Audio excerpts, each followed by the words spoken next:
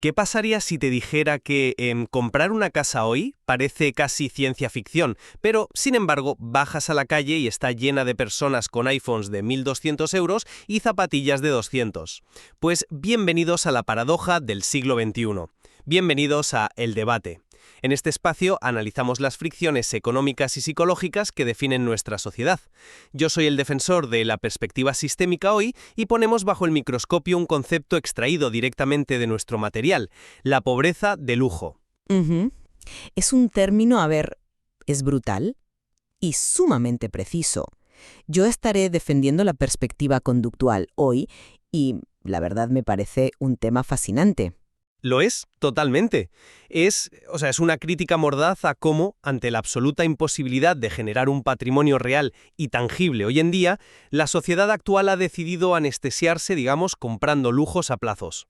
Ya. Desde mi perspectiva, este fenómeno no es un fallo moral del individuo, para nada. Es un síntoma sistémico innegable. Hablamos de una reacción de supervivencia emocional ante un mercado que ha destrozado por completo el ascensor social tradicional. Entiendo perfectamente de dónde viene ese análisis. De verdad que sí. Pero yo sostengo una postura muy diferente. Y es que, aunque el tablero de juego económico actual sea indiscutiblemente hostil, la pobreza de lujo es fundamentalmente una trampa conductual. ¿Una trampa de la propia persona? Sí, exacto. Es un laberinto que el propio individuo construye basándose en la falta de disciplina, la comparación social constante y, sobre todo, la incapacidad de posponer la gratificación. Al final, el individuo sacrifica voluntariamente su libertad financiera futura por un estatus efímero en el presente. Claro, y ese es precisamente el núcleo de nuestra fricción hoy. ¿Somos víctimas de un sistema roto o somos los arquitectos de nuestra propia jaula de consumo? Tal cual. Y bueno, antes de meternos de lleno en los números y en la psicología profunda de todo esto, cabe destacar que esta desconexión entre el consumo desmedido y la necesidad real es algo que diseccionamos a fondo en el vídeo sobre las trampas del estatus que aparece arriba en la tarjeta. Es una pieza fundamental para entender la mentalidad de la que partimos hoy, así que de verdad os recomiendo echarle un vistazo después. Totalmente recomendado. Y para entender esa mentalidad de la que hablas, creo que tenemos que mirar los números fríos primero. Vamos a ello. Porque el contexto macroeconómico es sencillamente demoledor. Los datos de nuestras fuentes reflejan una inversión económica sin precedentes en la historia reciente. Pensemos en un ejemplo concreto, ¿vale? Un piso modesto, de unos 70 metros cuadrados, en una ciudad como Madrid. Un ejemplo clásico, sí. En el pasado, y hablo de hace no tanto tiempo, ese piso podía costar unos 110.000 euros. Hoy, para acceder a lo básico, a ese mismo piso, la cifra se ha disparado a los 400.000 euros. Y atención aquí, porque no podemos culpar simplemente a la inflación general de la economía. Claro, las matemáticas no mienten. Exacto. Porque si ajustáramos esos 110.000 euros históricos a la inflación real acumulada, el piso debería costar unos 190.000 euros. ¿Qué significa esto? Pues que hay un abismo, un diferencial puramente especulativo o de escasez de más de 200.000 euros. Es un agujero que el salario medio actual, que lleva estancado desde años, simplemente no puede cubrir. La vivienda se ha convertido en, literalmente, el monstruo final del videojuego. Es un muro infranqueable. No te voy a discutir la hostilidad del mercado inmobiliario. Hay que tener mucha humildad intelectual para reconocer que las reglas del juego han cambiado. Y desde luego lo han hecho en contra de las nuevas generaciones. El acceso a la vivienda es un drama estructural, estoy segura de ello. Y ese drama estructural genera lo que me gusta llamar una adultez diluida. ¿Adultez diluida? Sí, piénsalo. Al no poder alcanzar los hitos tradicionales que marcaban la entrada formal en la vida adulta, como comprar una casa, tener estabilidad para formar una familia a largo plazo, la mente humana, que odia el vacío y la sensación de fracaso, pues busca alivios rápidos. Ya. ¿Y esos alivios son la pobreza de lujo para ti? Exactamente.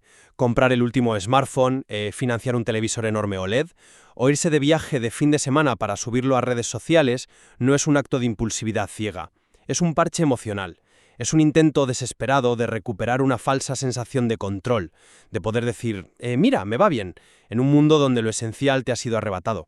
Vale, entiendo tu punto sobre el sistema y esa necesidad de control que mencionas, pero, a ver, yo lo abordo desde un ángulo distinto. Justificar la compra de un televisor financiándolo al 28% TAE como un parche emocional me parece peligrosísimo. ¿Peligroso por qué? Porque me parece eximir al individuo de su agencia y sobre todo de su responsabilidad matemática. Responsabilidad matemática. Desarrolla eso un poco porque suena duro. Fíjate en cómo funciona un interés del 28% TAE en una tarjeta de crédito revolving, que es como muchísima gente financia estas compras. No estamos hablando de un pequeño sobrecoste, ¿eh? Si compras un televisor de 2.000 euros a ese interés, pagando una cuota mínima de 50 euros al mes para que, entre comillas, no se note, el interés compuesto juega en tu contra de una forma brutal. Claro, porque la mayor parte de esa cuota mensual va a pagar intereses, no el principal del televisor. Exactamente. Pasan los años, el televisor ya está obsoleto, quizás hasta se ha roto y tú sigues pagándolo. Has terminado pagando 4.000 o 5.000 euros por algo que valía 2.000. Eso no es supervivencia emocional. Es claudicar ante una maquinaria de consumismo. Lo que estamos viendo es el peso aplastante del escaparate mundial en el que vivimos. Te refieres a las redes sociales, supongo. A las redes y a la normalización absoluta del lujo. O sea, hace unas décadas, tener un teléfono móvil, aquel viejo y pesado Nokia, era un lujo reservado casi exclusivamente para ejecutivos de alto nivel. Era una herramienta de trabajo pura y dura. Sí, me acuerdo. Hoy, la marca de tecnología más vendida del mundo es Apple, con dispositivos que rondan y superan los 1.000 euros, y se ha convertido en la norma para un estudiante universitario que ni siquiera tiene ingresos. Es un cambio de paradigma bestial, sin duda. Totalmente. La gente cede a la presión por aparentar. Tienen un escaparate constante en sus bolsillos que les dicta que el lujo es lo normal. Gastar en accesorios costosos no es un parche, ¿eh? Es una falla de disciplina que aleja a las personas de la posibilidad de crear patrimonio. Cada euro gastado en aparentar riqueza y cada euro regalado a un banco en forma de intereses es un euro que no está trabajando para hacerte verdaderamente libre. A ver, veo por qué lo enmarcas como una falta de disciplina conductual. Los números del interés compuesto inverso que mencionas son, la verdad, terroríficos. Pero me pregunto si, al culpar al individuo de claudicar, no estamos exigiendo un estoicismo casi monacal a una generación entera. ¿Estoicismo por no comprar un móvil de 1.000 euros? Tampoco exageremos. ¿Estás pidiendo que la gente viva como ascetas, mientras el sistema les bombardea con publicidad diseñada neurológicamente para hacerles desear esos productos? El sistema educativo nos vendió una promesa clarísima. Estudia una carrera, esfuérzate y tendrás estabilidad. Ya. Esa promesa se ha roto en pedazos. Exigirles ahora que, además de aceptar una precariedad laboral sistémica, se priven de los pocos pequeños lujos a los que sí tienen acceso y que les dan dopamina a corto plazo, me parece que carece de cierta empatía intelectual. A ver, la empatía es crucial para entender el diagnóstico, estoy de acuerdo. Pero, y aquí voy a ser muy directa, la empatía no paga las fracturas, ni te saca de la carrera de la rata. Y aquí es donde la idea del alivio rápido que planteabas antes se desmorona por completo en la práctica. ¿Por qué crees que se desmorona? Si tienes un mal día en un trabajo precario y te compras unas zapatillas, ese alivio es real en tu cerebro. Segrega dopamina. Pero es efímero. Financiar lujos no anestesia el dolor, lo multiplica a medio plazo. Cuando adquieres esa deuda al 28% TAE para comprar algo que en el fondo no necesitas, estás introduciendo un estrés recurrente y crónico en tu vida. Lejos de darte una sensación de control, te encadena aún más a ese trabajo precario que quizás detestas, porque ahora necesitas el sueldo desesperadamente solo para pagar la cuota mensual de algo que ya ni siquiera valoras. Vale, te concedo que el estrés financiero derivado de la deuda anula el alivio psicológico de la compra inicial. Es un ciclo tóxico. Y no solo eso. Esto detona el llamado efecto Diderot, un concepto fascinante que extraemos directamente de nuestra fuente y que explica perfectamente cómo funciona la pobreza de lujo en la mente humana. Ilústranos sobre Diderot porque creo que es una de las metáforas más precisas para lo que vivimos hoy en día. Pues mira, el filósofo Denis Diderot vivía en la pobreza, hasta que recibió un regalo inesperado. Le regalaron una hermosa y lujosísima bata escarlata. Al principio estaba encantado, claro, pero al ponérsela y sentarse en su estudio, se dio cuenta de algo. Su viejo escritorio, que antes le parecía perfectamente funcional, de repente se veía inmensamente cutre al lado de la elegancia de su nueva bata. Claro, el contraste visual. Así que tuvo que comprar un escritorio nuevo. Exacto, pero la cosa no se detuvo ahí. Luego, la silla de madera desentonaba con el escritorio nuevo, así que compró una silla de cuero. Luego la alfombra se veía vieja, luego los tapices. Diderot terminó completamente endeudado por culpa de un regalo.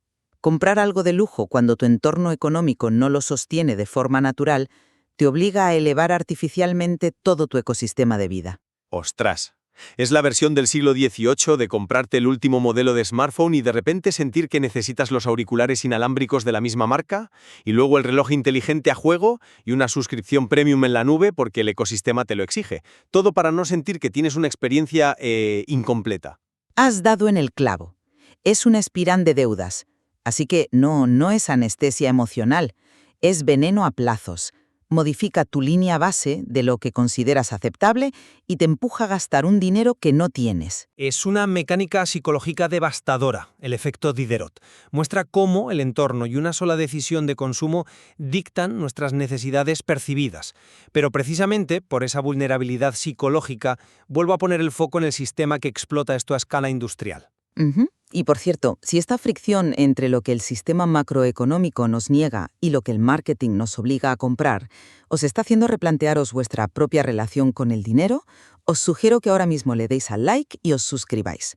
Esa pequeña acción, que es totalmente gratuita para vosotros, es lo que nos permite seguir desmontando el status quo con esta profundidad y traer estas conversaciones a la luz. Una pausa necesaria para reflexionar, desde luego. Gracias por el apunte. Nada, a ti. Retomando tu punto, dices que financiar un lujo es veneno y, matemáticamente lo es. No hay discusión ahí. Pero tengo que empujar esta idea un poco más. El individuo no toma decisiones en una hoja de cálculo en blanco. Las toma inmerso en una sociedad que juzga brutalmente el éxito, la fiabilidad y el valor de una persona por su apariencia externa. La exclusión social duele, neurológicamente hablando, casi tanto como el dolor físico. Comprendo esa necesidad humana de pertenencia. Somos animales tribales al fin y al cabo. Pero es precisamente esa ilusión de pertenencia condicionada al consumo la que debemos romper si queremos sobrevivir económicamente. La solución táctica que plantea nuestro material y que yo defiendo firmemente como la única salida real es la importancia de parecer pobre. Parecer pobre. Suena muy radical. Explícanos a qué te refieres exactamente, porque creo que puede malinterpretarse fácilmente. Sí, no significa ir con la ropa rota por la calle, significa que mantener un perfil bajo es hoy en día el escudo financiero más poderoso que puedes construir. La verdadera riqueza es silenciosa. La riqueza real no es el Rolex que muestras en tu muñeca, ni el coche alemán financiado a 7 años que usas para impresionar a gente en los semáforos. ¿Qué es la riqueza real, entonces, en este contexto? La verdadera riqueza es el ETF o el fondo indexado que tienes y que nadie sabe que tienes. Detente ahí un momento porque es importante. Para quien escuche esto y no esté inmerso en el mundo financiero, ¿por qué mencionas un fondo indexado como la antítesis del consumo de lujo? O sea, ¿por qué no simplemente dejar el dinero en la cuenta del banco y ya está? De valor cada día por culpa de la inflación. Eso es un hecho. Un fondo indexado como puede ser el S&P 500 o el MSCI World es una forma muy sencilla de invertir. En lugar de apostar por una empresa concreta, compras una pequeña porción de las empresas más grandes y rentables del mundo. Históricamente, y siempre con una visión a largo plazo, la economía global crece. Al invertir ahí, tu dinero crece con la economía, aprovechando el interés compuesto. Y esa es la riqueza invisible, la que te da opciones reales en la vida, no likes en Instagram. Exactamente. Cuando pareces pobre, o al menos modesto, reduces radicalmente las expectativas que el entorno tiene sobre ti. Simplificas tu vida, evitas el estrés de mantener una imagen e incluso pasas desapercibido ante la envidia o las presiones sociales para gastar más de la cuenta. No necesitas demostrar nada a nadie. Tu coche, por ejemplo, debe ser un vehículo seguro que te lleve de un punto A a un punto B, no un pasivo financiero que devore 1/3 de tu sueldo mensual.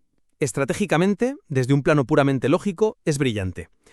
Pero parecer pobre o mantener un perfil bajo de forma intencional tiene un coste social enorme hoy en día. Y aquí es donde veo una tensión micro en tu argumento que, francamente, no podemos obviar. ¡Qué tensión! Pues que la validación social es el lubricante de las relaciones humanas, profesionales e incluso románticas en el siglo XXI. Pensemos en un profesional joven, ¿vale? Si no participas en ciertos rituales de consumo, como la cena en el restaurante de moda con los compañeros, vestir ropa de cierta marca que transmita éxito, o tener un teléfono que no te haga parecer tecnológicamente obsoleto, te arriesgas a ser excluido de círculos sociales o de networking. Es un miedo muy común, sí. Lo escucho a menudo. Y es un dilema trágico. A corto plazo, el frugalismo extremo te aísla socialmente. A largo plazo, teóricamente, te hace libre. Pero somos animales sociales hoy, vivimos en el presente, no dentro de 20 años cuando ese fondo indexado haya madurado, ¿sabes? Y aquí es exactamente donde el debate choca frontalmente con la realidad diaria de la calle. Por eso me gustaría abriros la pregunta directamente a vosotros, a quienes nos escucháis. ¿Sentís que la presión social en vuestro día a día os obliga a mantener esta pobreza de lujo? O sea, ¿habéis sentido alguna vez miedo a quedaros fuera por no gastar el dinero que gastan vuestros amigos? Os invitamos a comentar vuestra experiencia real, abajo. Queremos leer de verdad cómo os afecta esto en la práctica. Es una conversación súper necesaria. Y precisamente para ayudar a romper esta ilusión de que necesitamos gastar para pertenecer a un grupo, os sugiero encarecidamente leer el comentario fijado que hemos dejado abajo. Ahí hay una revelación brutal sobre cómo pequeños hábitos de consumo diarios nos roban décadas de libertad. Cambia por completo la manera en la que calculamos estos gastos invisibles. Desde luego, ese comentario fijado va a dar que pensar a más de uno. Pero bueno, volviendo a tu punto sobre el aislamiento social que planteaba. Sí, sobre ese aislamiento social te diré algo muy duro, pero que es real como la vida misma. Si tus amistades o tus supuestos contactos de networking requieren que financies un estilo de vida que te arruina matemáticamente para poder aceptarte en su círculo, mira, el problema no es el ahorro, el problema es tu círculo social. Es una píldora difícil de tragar. Pero es la cura. La trampa conductual está en creer que el estatus comprado a crédito es estatus real. Es una ilusión óptica nada más. El estatus real, el verdadero poder, es tener la capacidad de decir no a un trabajo tóxico o a un jefe abusivo, simplemente porque tienes un fondo de emergencia sólido que te respalda. Concedo eso. Te concedo que la tranquilidad financiera otorga un estatus interno, una soberanía personal que ningún objeto de diseño o coche de lujo puede igualar. En ese sentido, creo que ambos convergemos en que la salida de este laberinto requiere un cambio drástico de mentalidad. Sin duda, estamos de acuerdo en eso. Pero insisto en que el primer paso no es empezar directamente con el látigo de la disciplina o cortando todas las tarjetas de crédito. El primer paso es la consciencia. El individuo necesita entender esta trampa sistémica sin culparse ciegamente. Pero, a ver, ¿por qué insistes tanto en quitar la culpa de la ecuación? La culpa a veces es un motor de cambio espectacular. Porque la culpa paraliza, casi siempre.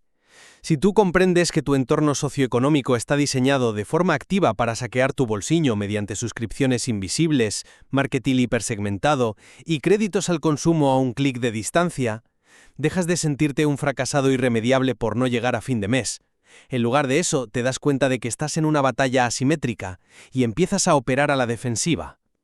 La consciencia profunda es lo que te permite frenar el impulso en la caja del supermercado o en la tienda online y decir, oye, no voy a jugar a este juego porque las reglas están amañadas. Vale, estoy de acuerdo en que la conciencia es el diagnóstico perfecto. Ver los hilos de la marioneta es el primer paso. Pero la acción, la salida real de la pobreza de lujo, requiere mecánica y requiere disciplina. No hay atajos sistémicos. El sistema no va a venir a salvarte bajando los precios de las casas mañana por la mañana. Cierto, tristemente cierto. Y la mecánica más fundamental para escapar de esto es dominar la gratificación retrasada. El material que analizamos hoy cita el famosísimo estudio de los marshmallows, los malvaviscos, de la Universidad de Stanford de los años 60 y 70. Ah, sí, el test de la tentación infantil. Muy bueno. Exacto. Metían a un niño en una habitación con un marshmallow en la mesa. El investigador le decía al niño, me voy 15 minutos. Si no te lo comes, cuando vuelva, te daré otro y tendrás 2. Los niños que lograban resistir la tentación de comerse la nube inmediatamente para duplicar su premio más tarde, mostraron, años después, mejores resultados académicos, de salud y financieros en su vida adulta. La capacidad de proyectarse en el futuro, básicamente. Hoy esa nube, ese marshmallow en la mesa, es el iPhone nuevo o el coche financiado. Renunciar a esa gratificación inmediata es lo que te permite alcanzar hitos psicológicos y matemáticos cruciales. ¿Hablamos de acumular los primeros 10.000 euros ahorrados o romper la gran barrera de los 100.000 euros invertidos? Como se explica en nuestras fuentes, cuando superas esas cifras, ocurre algo mágico desde el punto de vista matemático. Te refieres a la fuerza del interés compuesto a favor, claro. Antes hablamos de cómo te destruía con las deudas revolving y ahora de cómo te construye. Correcto. Y aquí podemos aplicar reglas matemáticas muy sencillas, como la regla del 72. Explícanos cómo funciona esa regla exactamente, porque creo que ayuda muchísimo a materializar el valor del tiempo. Es muy visual. La regla del 72 te dice cuánto tiempo tardará tu dinero invertido en duplicarse. Simplemente tomas el número 72 y lo divides por la tasa de rentabilidad anual que esperas de tu inversión. Vale, hagamos el cálculo aquí mismo. Pongamos que tienes ese fondo indexado del que hablábamos antes y te da un retorno histórico conservador del 8% anual. Pues divide 72 entre 8 y el resultado es 9.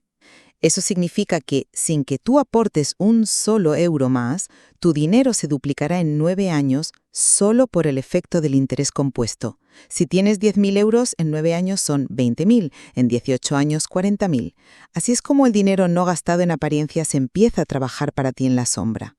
Ya no estás comprando cosas, estás comprando libertad futura. El interés compuesto es verdaderamente la octava maravilla del mundo, como decía Einstein.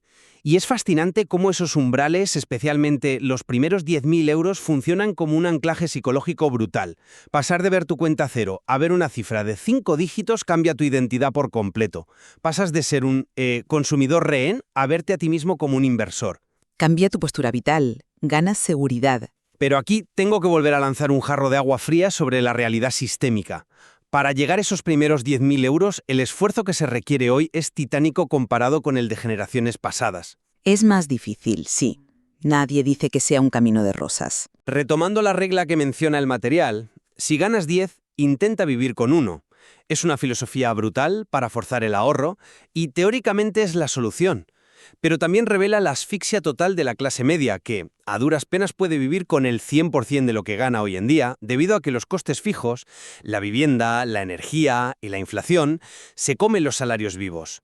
Ahorrar esos primeros 10.000 euros puede requerir una privación extrema durante años. Es un esfuerzo titánico. Nadie que será honesto lo niega. La barrera de entrada ha subido muchísimo. Pero te planteo esto. La alternativa es rendirse a la pobreza de lujo y ser un esclavo del crédito de por vida. El coste de oportunidad de no hacer ese sacrificio inicial es tu propia vida. Es trabajar hasta los 70 años para pagar intereses a un banco por cosas que acabaron en la basura hace décadas. Es una disyuntiva muy cruel, la verdad. El tiempo es el activo más valioso que tenemos. Mucho más que el dinero. Cuanto antes dejemos de inyectar nuestro salario en pasivos que se deprecian el mismo día que lo sacamos de la tienda, antes pondremos a trabajar la regla del 72 a nuestro favor. La austeridad, la frugalidad de la que hablo, no es ser tacaño ni ser un miserable, es ser profundamente intencional con tus decisiones, es construir un escudo financiero que te proteja cuando el sistema, que todos sabemos que es muy volátil, inevitablemente vuelva a entrar en crisis. Sí, te entiendo. Bueno, sintetizando un poco nuestras posturas tras este recorrido, creo que el panorama está claro, aunque obviamente no haya soluciones mágicas. Desde mi perspectiva, la pobreza de lujo es innegablemente un subproducto tóxico de una economía enferma. Una economía que ha alejado los pilares del patrimonio real de la clase media, empujándonos a consumir lujos accesibles por pura frustración y como un mecanismo de compensación psicológica. Entender este diagnóstico y ver cómo el marketing explota nuestra necesidad de control y pertenencia es lo que elimina la culpa paralizante y nos permite ver el tablero con claridad para empezar a defendernos de verdad. Y desde el lado de la mesa, yo sintetizo que, independientemente de si el origen es una falla sistémica, que coincido contigo en que existe y es grave, la responsabilidad final de no caer en esa trampa recae exclusivamente en el individuo. La salida de la carrera de la rata no vendrá de un cambio milagroso en el sistema macroeconómico a corto plazo, eso está claro. Vendrá de adoptar una frugalidad intencional, de dominar nuestra conducta, posponer la gratificación, comprender las matemáticas de la deuda frente a la inversión y priorizar la construcción de activos invisibles por encima de lujos visibles que al final solo alimentan el ego a corto plazo. Creo que ambos puntos no solo son compatibles, sino que son vitales para entender el mapa completo de dónde estamos. La verdadera riqueza, como hemos explorado hoy, no es un estilo de vida financiado para la galería, es la tranquilidad financiera, el tener opciones de verdad y la capacidad inmensurable de poder decir simplemente suficiente.